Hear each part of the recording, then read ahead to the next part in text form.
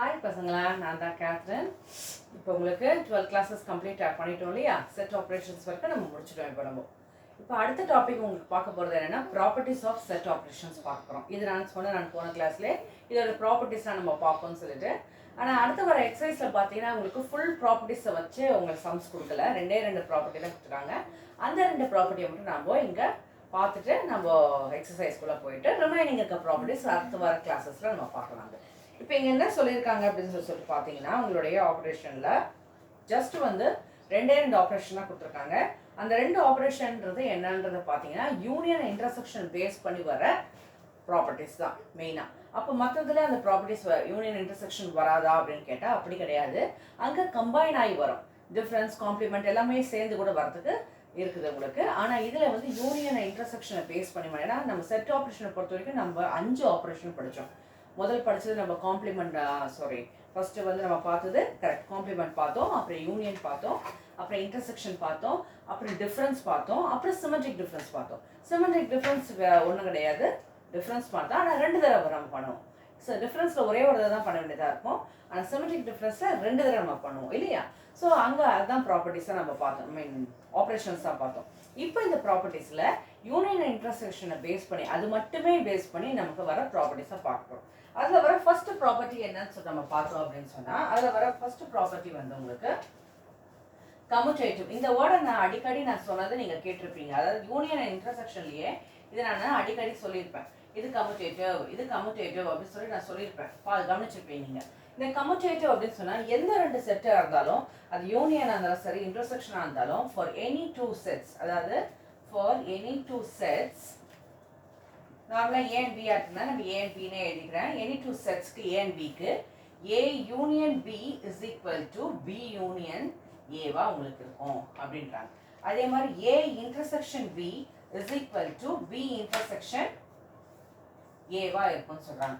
இது 2 தான் உங்களோட கம்யூட்டேட்டிவ் உடைய ப்ராப்பர்ட்டிஸாக இருக்கும். அதாவது நான் எந்த வேல்யூ யூனியன் ஆஃப் 2 செட்ஸ் எடுக்கிறேனோ அதே வேல்யூ வந்து அடுத்த ஆப்போசிட் சைஸில் போட்டாலும் அதே யூனியனுக்கு எனக்கு ஈவனாக வரும், ஈக்குவலாக இருக்கும் அந்த வேல்யூ அப்படின்றது அர்த்தம்.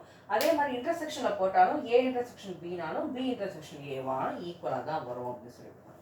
இதுதான் கம்யூட்டேட்டிவோட ப்ராப்பர்ட்டி. இதுக்கு நோட் ஒன்று கொடுத்துருக்காங்க. அந்த நோட் வந்து ரொம்ப சிம்பிளான நோட்டு, அது நம்ம தெரிஞ்சுக்க வேண்டிய நோட்டு. ஏன்னா அதுக்கு ஒரு பேர் வச்சுருக்காங்க, அதனால நம்ம அதை தெரிஞ்சுக்க வேண்டியது அவசியம். என்ன நோட் அதுக்கு கொடுத்துருக்காங்கன்னு சொல்லி பார்த்தீங்கன்னா முன்னெல்லாம் படித்தவங்க ஆப்ரேஷன்ஸ்க்குலாம் ப்ராப்பர்ட்டி படிக்கும்போது அந்த மாதிரி நோட் பார்த்தோம். அதே மாதிரி தான் ஏ யூனியன் ஏனாலும் ஏ தான், ஏ இன்டர்செக்ஷன் ஏனாலும் ஏ தான். இதுக்கு அர்த்தம் ஏன் அப்படி கொடுத்துருக்காங்கன்றது உங்களுக்கு புரிஞ்சிருக்கும். ஏன்னா வேற செட்டு எதுவும் கிடையாது, ஏவே தான் இருக்குது.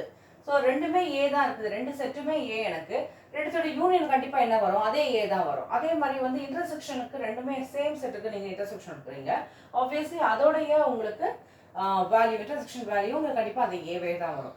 ஸோ இந்த மாதிரி வந்துச்சுன்னா மற்ற எதுக்கும் அவங்க சொல்லலை. இந்த மாதிரி வர நேரத்தில் நமக்கு என்ன சொல்கிறாங்க, இது பேர் இது ஐடம்பொடன்ட்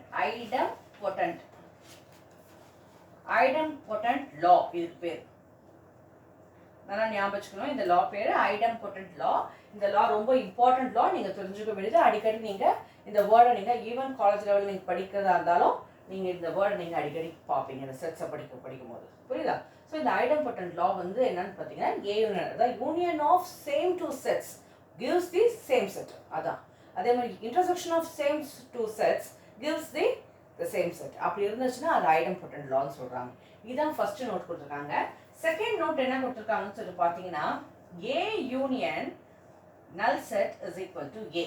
அதே மாதிரி A intersection universal set is also ஏன்னு கொடுத்துருக்காங்க. இதுக்கு ஒரு பேர் கொடுத்துருக்காங்க. அது என்னன்னு சொல்றதுக்கு முன்னாடி நம்ம நார்மலாக ஒன்று தெரிஞ்சுக்கணும். நார்மலாக ஒரு வேர்டு ஐடென்டிட்டின்னு ஒரு வேர்டு நம்ம பார்த்துருப்போம். இந்த ஐடென்டிட்டின்ற வேர்டு என்னன்னு சொல்லி பார்த்தீங்கன்னா இந்த 1 குறிக்கிறது தான் ஐடென்டிட்டியாக நார்மலாக இருக்கும் இல்லையா? ஆனால் செட்டை பொறுத்த வரைக்கும் ஐடென்டிட்டின்னா நம்ம கொடுத்துருக்க ஒரிஜினல் செட்டை தான் நம்ம வந்து ஐடென்டிட்டின்னு சொல்லிப்பாங்க. அந்த ஒரிஜினல் செட்டுன்றது என்னன்னு சொல்லி பார்த்தா இங்கே பொறுத்த வரைக்கும் ஏன்றது மட்டும் தான் ரிப்பீட்டடாக நமக்கு வருது. ஸோ ஏ மட்டும் தான் என்னோட ஒரிஜினல் செட்டாக இருக்கும். இந்த ஒரிஜினல் செட் எது மூலமாக எனக்கு வருதோ அதுதான் ஐடென்டிட்டி லான்னு சொல்கிறாங்க. இப்போ நீங்கள் இதில் பார்த்தீங்கன்னா ஏ யூனியன் நல் செட்ன்றது என்னது உங்களுக்கு ஒன்றுமே இல்லை.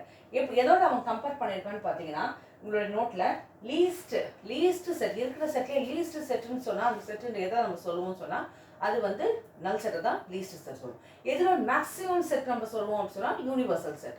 ஸோ அதுக்கு நீங்கள் போட்டிங்கன்னா உங்களுக்கு ஏ union the null set gives the A it self.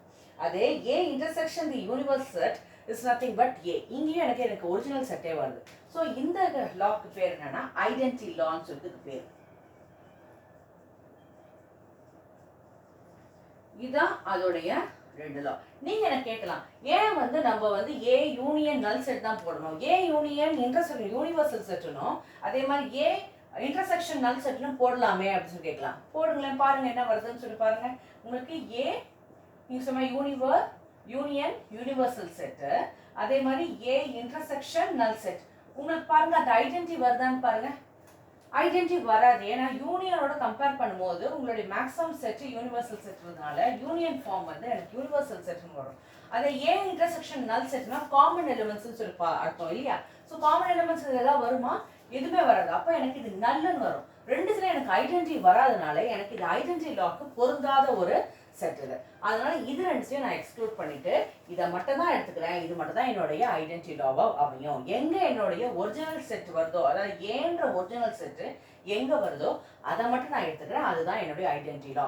So உங்களுக்கு இப்படி கேள்வி கேட்க சான்சஸ் இருக்குது. ஒன் வேர்ட்ல ஐடென்டிட்டி லான்றது என்ன அப்படின்னு கேட்கலாம். இல்ல இப்படி கொடுத்து this is equal to Eva, if it is identity law what is the value of that அப்படின்னு கேட்கலாம். நல்லா ஏவா இல்லை யூனிவர்சல் செட்டா இல்லை வேற ஏதாவதா none of this அப்படின்னு சொல்லி கேட்க சான்ஸ் இருக்குது. ஸோ அதை நீங்கள் கரெக்டாக நீங்கள் எழுதுனா உங்களுக்கு மார்க் வரும். ஸோ சில இடங்களில் புக் பேக்கில் வராத கொஸ்டின்ஸை கேட்பாங்க அப்படின்னு சொன்னால் இந்த மாதிரி கொஸ்டின்ஸ்லாம் வரதுக்கு சான்ஸ் இருக்குது. ஐடம்பொட்டன்ட் லானா என்ன, ஐடென்டிட்டி லானா என்ன அப்படின்னு உங்களுக்கு கேட்பாங்க. ஸோ அதை நம்ம கரெக்டாக தெரிஞ்சுக்கிட்டோன்னா தான் சம் என்னன்றது நம்மளால போட முடியும், இல்லைன்னா நமக்கு கஷ்டமாக போயிடும். ஸோ இதுக்கு பேர் என்ன, ஐடம்பொட்டன்ட் லா. இது வந்து ஐடென்டிட்டி லா. இதுதான் என்னுடைய கம்யூட்டேட்டிவ் ப்ராப்பர்ட்டிக்கு கொடுத்துருக்க எக்ஸ்பிளனேஷன். அங்கே கொஞ்சம் சம்ஸ்லாம் உங்கள் புக்கில் கொடுத்துருக்காங்க. இது வந்து உங்களுக்கு பேஜ் நம்பர் 20 இருக்குது. கம்யூட்டேட்டிவ் ப்ராப்பர்ட்டியை பற்றி கொடுத்துருக்க எக்ஸ்பிளனேஷன் பேஜ் நம்பர் 20 உங்களுக்கு கொடுத்துருக்காங்க. அடுத்த பார்க்க போகிற ப்ராப்பர்ட்டி வந்து உங்களுக்கு 21 பேஜ் நம்பரில் கொடுத்துருக்காங்க. ஸோ அதெல்லாம் பேஜ் நம்பர் மென்ஷன் பண்ணியிருக்கேன். ஏன்னா புக்கில் நீங்கள் சர்ச் பண்ணுறதுக்கு ஈஸியாக இருக்குன்றதுனால தான். ஸோ இது வந்து பார்த்தாச்சு. நெக்ஸ்ட் ப்ராப்பர்ட்டி நம்ம பார்க்கலாம்.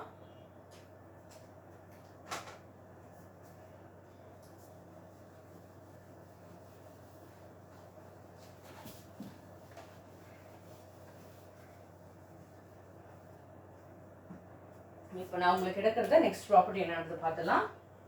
இதுக்கு பேரு அசோசியேட்டிவ் ப்ராப்பர்ட்டி. ஓகே, இது வரைக்கும் நம்ம பார்த்ததுல பார்த்தீங்கன்னா எல்லாமே நமக்கு இருந்தது ரெண்டு செட்டோட, அதாவது ஆப்ரேஷன்ஸை வச்சு ரெண்டு செட்டோட கம்பேர் பண்ணி நம்ம பார்த்தோம். இப்போ பார்க்க போகிறது 3 செட்டோட கம்பேர் பண்ணி. ஸோ அதோட டெஃபினேஷன் எப்படின்னா, for any 3 sets, for any 3 sets A, B, C, அங்கே எழுதும் போது நான் 2 sets மென்ஷன் பண்ணான்னு தெரியல, பட் பார்த்துக்கோங்க 2 செட்டுக்கு அங்கே நம்ம பார்த்தோம் கம்யூட்டேட்டிவ்ல. நீங்கள் அந்த கம்யூட்டேட்டிவ் வந்து 3 செட்ஸோட வராது, கம்யூட்டேட்டிவ் வந்து 2 செட்ஸோட தான் உங்களுக்கு வரும் உங்களுக்கு. ஆனால் இங்கே அசோசியேட்டிவ்ன்றது 3 செட்ஸை பேஸ் பண்ணி வருது. அதோடைய ப்ராப்பர்ட்டி எப்படி இருக்கும்னு சொல்லி பார்த்தீங்கன்னா, A union B union C is equal to A union B union C. இது வந்து ஓவர் யூனியன் வச்சு வந்திருக்குது. அதே மாதிரி இன்டர்செக்ஷன்ல A intersection B intersection C is equal to A intersection B intersection C. இதுதான் என்னுடைய ப்ராப்பர்ட்டியா அமைது. இந்த ப்ராப்பர்ட்டியை ஃபார் எனி 3 செட்ஸுக்கு ABCக்கு நான் எழுதியிருக்கேன். இதே PQR இருந்தாலும் சரி, XYZ இருந்தாலும் சரி, எது இருந்தாலும் இதே மாதிரியான ஃபார்மேஷன் தான் வரும் உங்களுக்கு. So A union B union இது படிக்கும் போது உங்களுக்கு ரெண்டு பக்கம் ஒரே மாதிரி தான் படிக்கிற மாதிரி இருக்குது. ரெண்டுமே பெருசாக ஒன்றும் டிஃப்ரென்ஸ் இல்லை, ப்ராக்கெட் தான் சேஞ்ச் ஆகும். எழுதும் போது அது நம்மளால் காட்ட முடியும், சொல்லும் போது நம்மளால் காட்ட முடியாது. எப்படி நம்ம சொல்கிறதுன்றத கொஞ்சம் கஷ்டமாக இருக்கலாம், பட் ரொம்ப ஈஸி. எப்படி சொல்லணும்னா, ஃபஸ்ட்டு சொல்லும் போது A யூனியன், ஏன்னா இங்கே ஒரே ஒரு செட் தான் இருக்குது. ஸோ A யூனியன் இதை சொல்லும்போது சேர்த்து சொல்லிடணும், B யூனியன் C அப்படின்னு சொல்லணும். அதே மாதிரி ரைட் ஹேண்ட் சைடில் சொல்லும் போது உங்களுக்கு என்ன சொல்லுவீங்கன்னா, இங்கே ஏன்னு சொன்னது வந்து இங்கே என்ன A union B union C அப்படின்னு நம்ம சொல்லணும். அதே மாதிரி இன்டர்செக்ஷனில் A intersection B intersection C is equal to A intersection B intersection C. So இதுதான் இங்கே வந்து பண்ணியிருக்காங்க. உங்களுடைய இந்த அசோசியேட்டிவ் ப்ராப்பர்ட்டின்றது இதுதான். உங்களுக்கு ரொம்ப கஷ்டம் இல்லை. நீங்கள் கேட்கலாம், இதை வந்து இப்படி தான் நான் எழுதுவேன்னா, போன சம்லாம் பார்த்தீங்கன்னா எல்லாம் வந்து உங்களுக்கு எப்படி வந்துச்சுன்னா A யூனியன் இப்போ கம்யூட்டேட்டிவ்ல பார்த்தீங்கன்னா A union B is equal to B union A அப்படி வந்து அங்கே உல்டாவாக வருதுனால தெரிஞ்சும் இது ரைட் ஹேண்ட் சைடில் வர வேண்டியது, இது லெஃப்ட் ஹேண்ட் சைடில் வர வேண்டியது, டேரெக்டாக வர வேண்டியது அப்படின்னு தெரியும். ஆனால் இங்கே பார்த்தீங்கன்னா ரெண்டு பக்கம் ஒரே மாதிரி தான் எழுதியிருக்கேன். இங்கேயும் ABC தான் வருது, அங்கேயும் ABC தான் வருது. ஒன்லி பிராக்கெட்ஸ் தான் சேஞ்ச் ஆகுது. இன்டர்செக்ஷனும் சரி யூனியனும் சரி ரெண்டுத்துலையும் பிராக்கெட் தான் சேஞ்ச் ஆகுது. இது எப்படி போட்டாலும் ஒன்று தானா? எப்படி போட்டாலும் ஒன்று தான். நீங்கள் இப்படி எழுதாமல் இதை முதல் ரைட் ஹேண்ட் சைடில் இருக்கிற லெஃப்ட்டில் எழுதியும் லெஃப்ட் ஹேண்ட் சைடில் இருக்கிற ரைட் ஹேண்ட் சைடில் எழுதினாலும் தப்பு கிடையாது, கரெக்ட் தான். அந்த ஒரு பெரிய ஏன்னா ரெண்டுத்துக்கு நடுவில் இருக்கிற சிம்பிள் என்னது? Equal to. So equal to இருக்கிறதுனால நீங்கள் எப்படி போட்டாலும் தப்பு கிடையாது. எதை முதல்ல எழுதி எதை ரெண்டாவது எழுதுறதுன்றது முக்கியம் கிடையாது. ரெண்டும் ஈக்குவலாக வருதா அதுதான் முக்கியம் அங்கே. ஸோ நம்ம அதை தான் நான் இங்கே பார்த்தோம். இந்த ரெண்டு ப்ராப்பர்ட்டி தான் உங்களுக்கு கொடுத்துருக்காங்க. இப்போ இந்த ரெண்டு ப்ராப்பர்ட்டியில் வந்து நம்ம பார்த்தாச்சு. இப்போ இந்த ரெண்டு ப்ராப்பர்ட்டிக்கும் வந்து நோட் வந்து ஒரு காமன் நோட் இருக்குது. இப்போ நான் வந்து என்ன சொன்னேன், ப்ராப்பர்ட்டி பண்ணும்போது எதுக்கான ப்ராப்பர்ட்டி பண்ணுறோன்னு சொன்னோம்? செட் ஆப்ரேஷனுக்கான ப்ராப்பர்ட்டி பண்ணுறோன்னு சொன்னேன். இந்த செட் ஆப்ரேஷனில் வந்து நம்ம பார்த்தது 5. அதாவது என்ன பார்த்தோம் அப்படின்னு சொன்னால் கம்யூட்டேட்டிவ் பார்த்தோம், யூனியன் பார்த்தோம், இன்டர்செக்ஷன் பார்த்தோம், அடுத்தது டிஃப்ரென்ஸ் பார்த்தோம் இல்லையா? டிஃப்ரென்ஸ் வந்து சிமெட்ரிக் டிஃப்ரென்ஸ்க்காகவும் நம்ம பார்த்தது. ஆனால் வந்து நீங்கள் வந்து கேட்கலாம், ஏன் அந்த ரெண்டு ப்ராப்பர்ட்டி தான் பார்க்கணும், அடுத்த ப்ராப்பர்ட்டி வர்றதுக்கு சான்ஸ் இல்லை, அடுத்த ஆப்ரேஷன்ஸ் வர்றதுக்கு சான்ஸ் இல்லை. அதாவது எஸ்பெஷலி ஃபார் கம்யூட்டேட்டிவ் அண்ட் டிஃப்ரென்ஸ்க்குன்னு பார்த்தா கம்யூட்டேட்டிவ் இதுலேயே வந்துடும் உங்களுக்கு. ஏன்னா டிஃப்ரென்ஸ் பேஸ் பண்ணி தான் நான் ஆல்ரெடி வந்து நான் சொன்னேன், முதல் போன கிளாஸ் நான் எடுக்கும்போது உங்களுக்கு செட் ஆப்ரேஷன் எடுக்கும்போது கம்யூட்டேட்டிவ் எடுக்கும்போது இது வந்து மேலே டேஷ் ஆகுது இல்லை சியாக தான் நம்ம போடுவோம், இதோட சிம்பிள் அப்படியே அதை மட்டும் தான் இருக்கும் அப்படின்னு நான் சொன்னேன். ஆனால் எப்போ நான் வந்து அதோடைய செகண்ட் ஹாஃபான டிஃப்ரென்ஸும் சிமெட்ரிக் டிஃப்ரென்ஸும் நான் எடுத்தனோ அந்த நேரத்தில் என்ன சொன்னால் இதை U minus A தரஸ் U difference ஏன்னு நான் எழுதலாம் அப்படின்னு உங்களுக்கு சொல்லியிருந்தேன். ஞாபகம் உங்களுக்கு? முதல் நம்ம இப்படி எழுதினோம், முதல்ல எடுக்கும்போது இப்படியாது இல்லைனா இப்படியாது எழுதலாம்னு சொல்லியிருந்தேன். அதுக்கப்புறம் டிஃப்ரென்ஸ் எடுத்தோடனே என்ன சொன்னேன், நான் A dash I can write it as universal set minus A, that is difference A இப்படியும் எழுதலாம்னு சொன்னேன். ஸோ இந்த காம்ப்ளிமெண்ட்ன்றது அதாவது டிஃப்ரென்ஸ்க்கும் உரியது தான். அப்போ நமக்கு நம்மளை பொறுத்த வரைக்கும் ஆப்ரேஷன் சொல்லி பார்த்தீங்கன்னா 3 ஆப்ரேஷன் தான். யூனியன், இன்டர்செக்ஷன், டிஃப்ரென்ஸ், இது 3 தான்.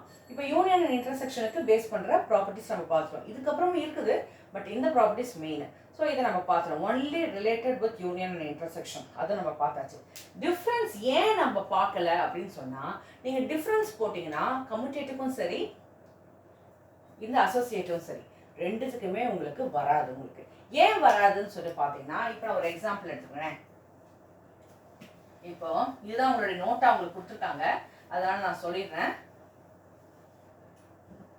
இப்போ வந்து கம்யூட்டேட்டிவ்க்கு நோட்டில் வந்து ஒரு நோட்டு எக்ஸ்ட்ராவாக ஒரு நோட் கொடுத்துருக்காங்க. அந்த நோட் என்ன சொன்னால், இப்போ A difference B is equal to B difference A வருமா?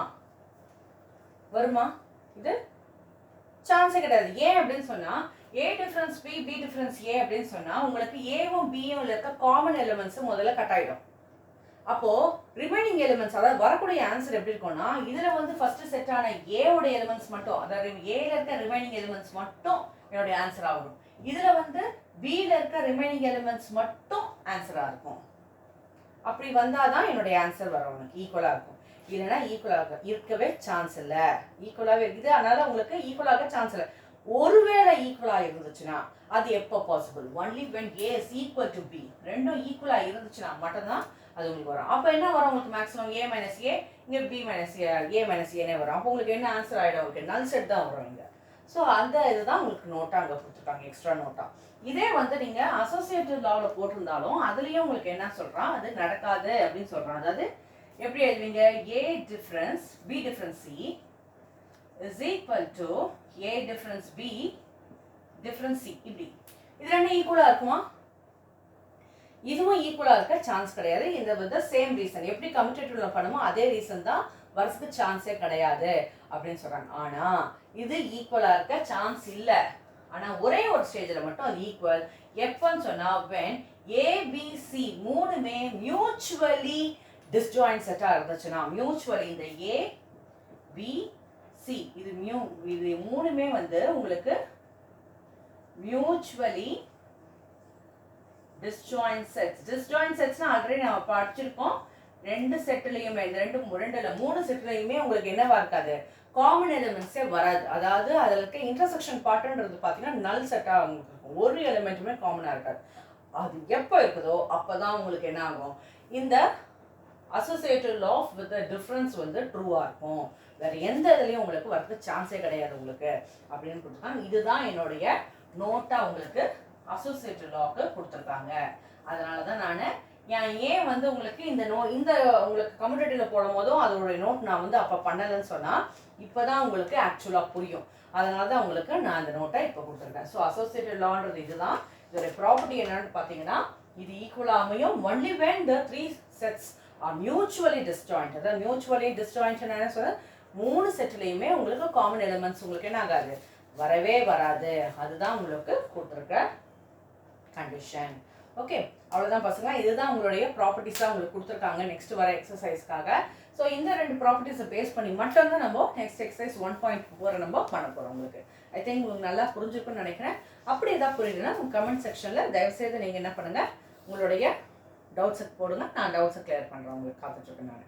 ஓகே பசங்களா, உங்களுக்கு இது பிடிச்சிருந்தா லைக் பண்ணுங்கள், ஷேர் பண்ணுங்கள், சப்ஸ்கிரைப் பண்ணிவிட்டு பக்கத்தில் இருக்க பெல் பட்டனை மறக்காமல் டேப் பண்ணுங்கள். பாய் பசங்களா.